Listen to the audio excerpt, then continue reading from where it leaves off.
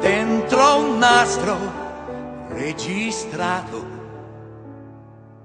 tutto quanto non ci sta.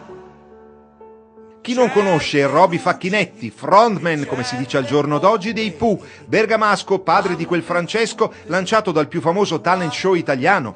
Ma il tastierista e cantante lombardo ha anche sviluppato una minore, ma non per questo meno valida dal punto di vista artistico, attività solistica, giunta alla terza fatica dopo quelle datate 1984 e 1993. Si intitola Ma che vita la mia, già arrivata in cima alle classifiche che Roby sta promuovendo anche nelle nostre regioni. Qui si trova negli studi di una celebre ed ascoltatissima emittente radiofonica trevigiana. Parla della nipotina mia, del suo lavoro che è anche il lavoro testamento dello storico e scomparso recentemente paroliere dei Pooh Valerio Negrini, ma soprattutto del biennio sabbatico prima del cinquantennale della storica band della musica leggera italiana. Nel frattempo, come dimostrano i fatti, il nostro, alla pari dei suoi colleghi dei Pooh, non si è certo annoiato.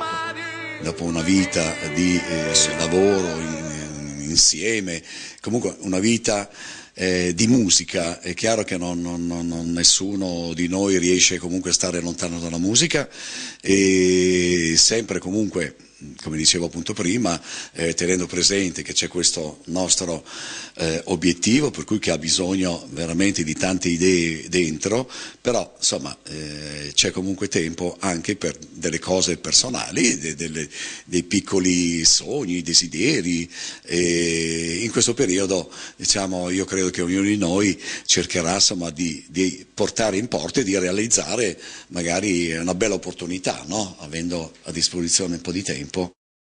Le decine di migliaia di persone del popolo Pooh, molto amati anche in Veneto, il co-leader Red Canzian del Resto e Trevigiano, stanno già facendo il conto alla rovescia. Questi ragazzini della canzone italiana non ne vogliono, pare, proprio sapere di invecchiare. Come me delle canzoni Facchinetti Negrini.